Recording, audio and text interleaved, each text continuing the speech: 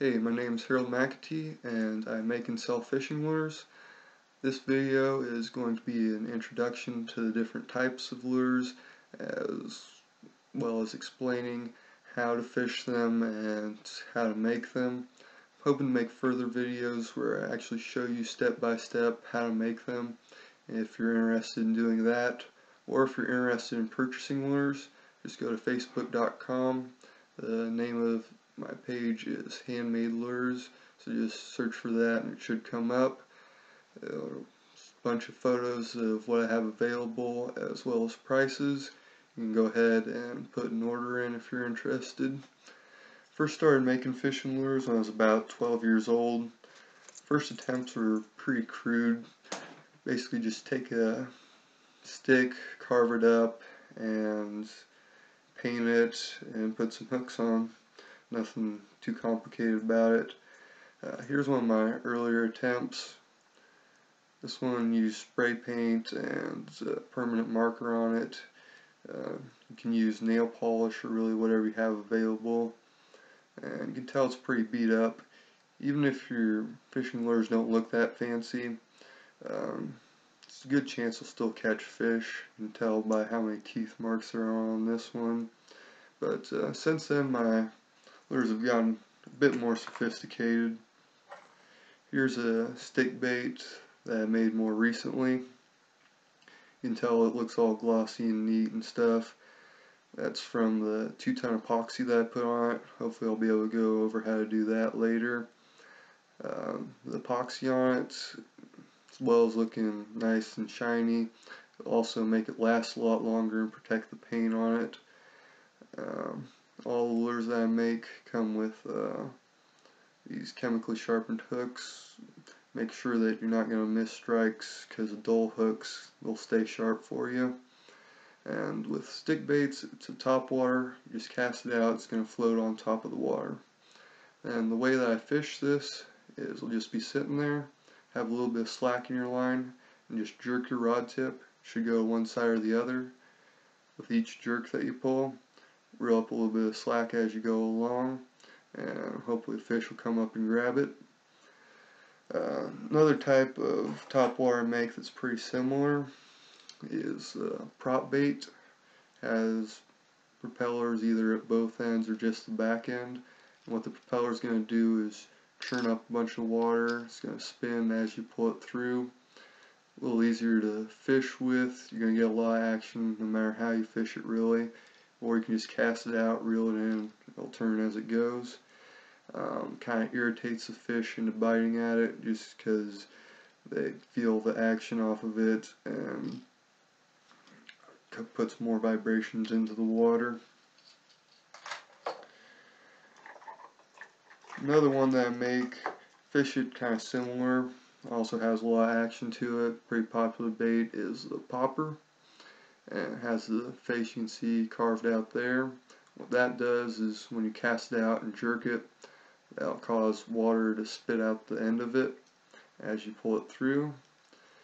All the poppers that I sell, I tie the rear treble with chicken hackle, use rod winding thread to hold it in place, then put some epoxy on top of that to keep it from unwinding, make sure it holds up well. That adds just a little bit more attractiveness to it. And last kind of topwater I make is a little bit more unique. There's only a couple out there similar to it if you look at like what major companies make. This one I call a wobbler, and I think it has more action compared to ones that I've seen. You'll see ones like a metal lip here and plastic body, kind of different shape to it. I've always preferred my design because it's lighter weight, so it tends to rise up and then go side to side. Just cast it out, and as you're reeling it in, you should hit the right rhythm. It'll start moving nicely side to side. Turns up a lot of action. It's a really good night fishing bait. And that's the last topwater that I got. The next type of lure that I'm going to show you is the diving plug.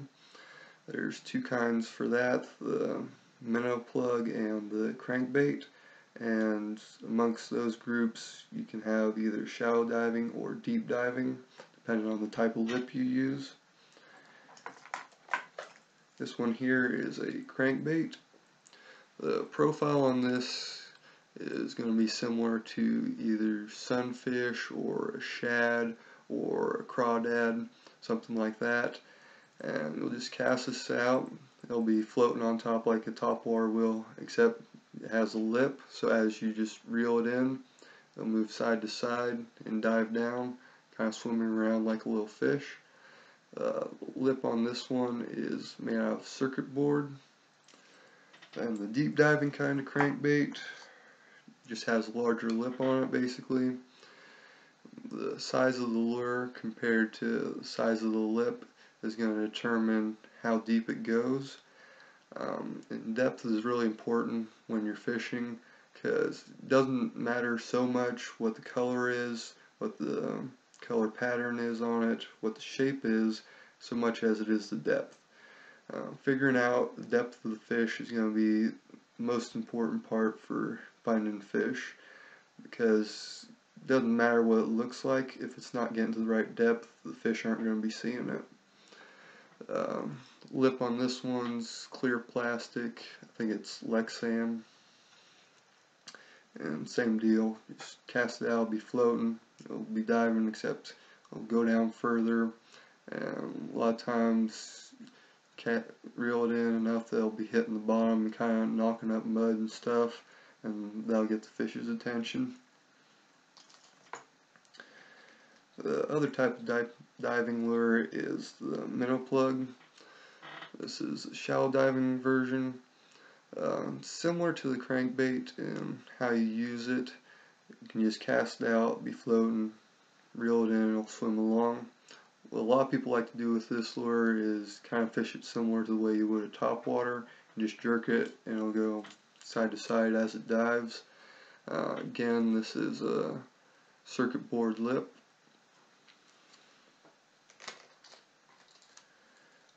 Then the other type of minnow plug, the deep diving kind, I actually use a metal lip for this. It kind of screws in, and it's heavy enough it'll kind of be sitting like this, and it'll dive down pretty quick. Again, you can jerk it or just reel it in. It'll have a nice swimming action as you go along. So that's all the wooden lures that I make. The next type that I'm going to show you is spinners. The kind that I make are inline French blade spinners. Blade, that's a French type blade, and the different components are the wire shaft that you bend around here and holds the hook here.